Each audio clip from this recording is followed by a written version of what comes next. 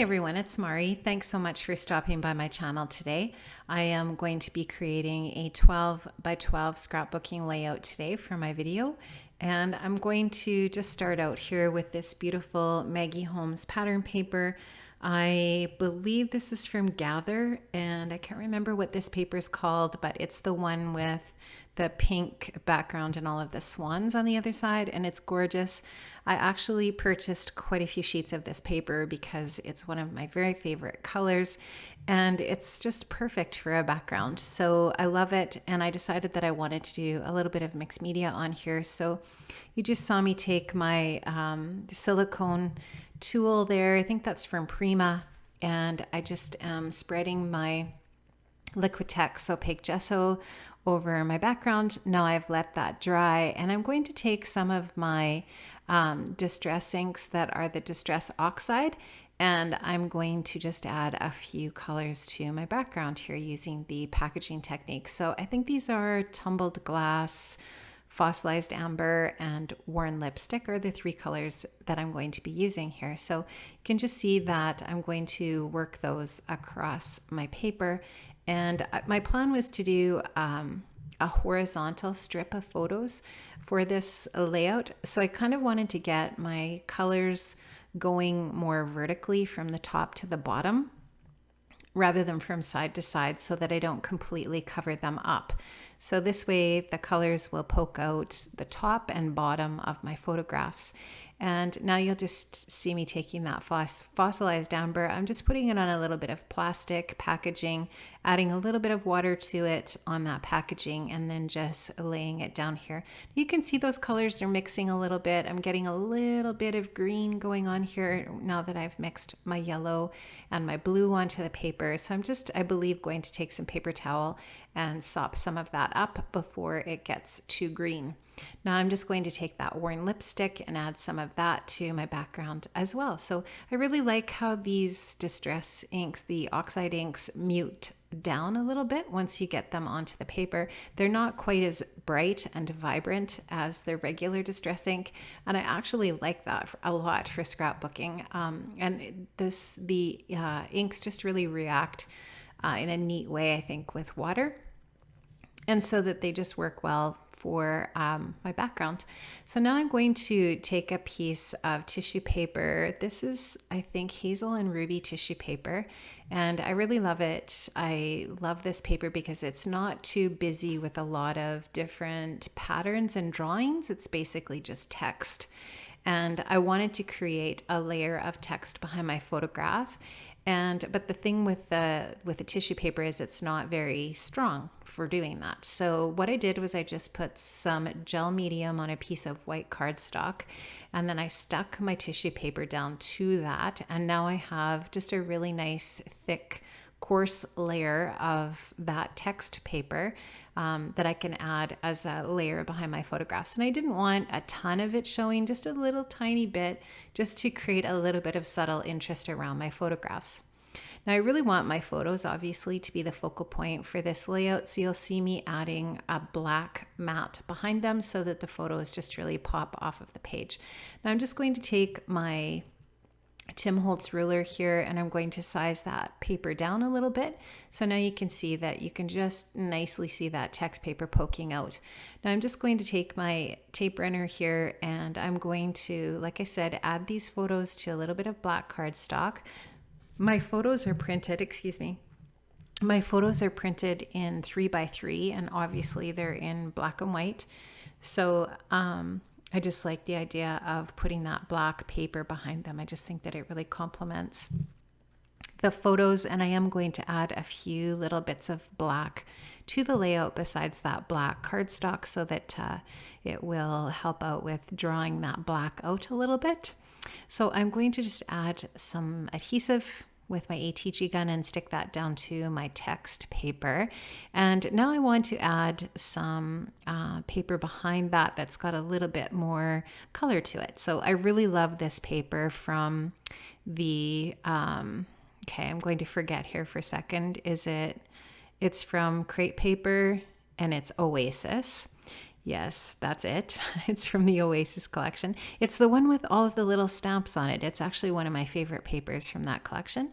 And at first I thought that I wanted to just leave this on a little bit of an angle, but you'll see that I changed that a little bit later. I don't really like how that looks.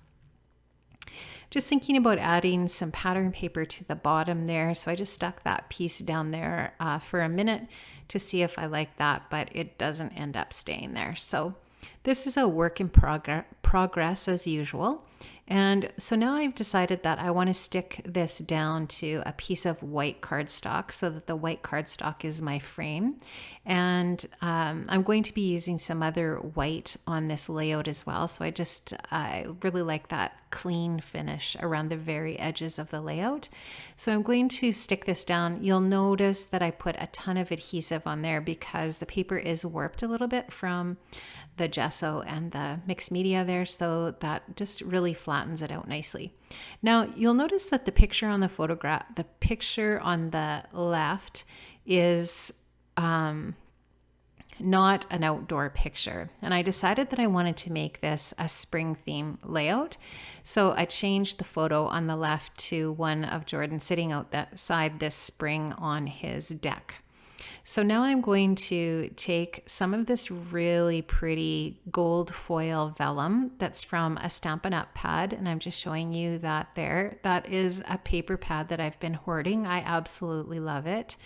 And I really like the looks of this gold foil paper, this vellum behind my photo as a layer. So I've just taped two of the pieces together because the 6x6 wasn't going to be long enough. So I just took that, taped it together, and where it's joined in the middle is where I will sort of center my photos over. Now I'm going to stick that down, and I'll size that down a little bit so that it's obviously I don't want it to be that large. I just want a little bit of that framing my photo mat.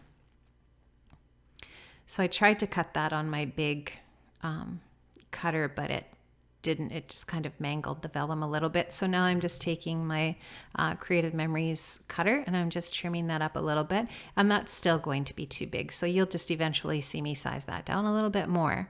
So this is a cut file from Just Nick Studio, and I really love it. It's a spring cut file. It's really super delicate, and I just love how the letters are kind of outlined on that cut file, and there's a few little flowers around it as well. So I just really love how that looks on this layout, and this layout is going to partially be about spring. So now you'll see that I've cut my vellum on an angle there as well, and I'm really not liking how that looks. It's too asymmetrical. So I'm going to size that so that it is all nice and straight, and I like that a lot better. Sometimes I don't mind things when they're not completely straight and when they're on an angle a little bit, but I just didn't like how it looked on this layout. The layout is too much, it's too square. So I just did not like that. So I'm going to change that up a little bit here. And I am going to overlap that cut file onto my photo mat as well. So I'm just taking and I am sizing my vellum down a little bit there, just so now you can see that it's still sticking out nicely, but it's not as much. And I'm going to take some of the die cuts from the Oasis collection. The one in the blue there says Fun Day, and the other one just has like kind of some sun rays on it. I'm going to take that tag that says Days Filled with Sun, Fun, and Friends, and I'm going to just stick that in underneath the layers there on the left.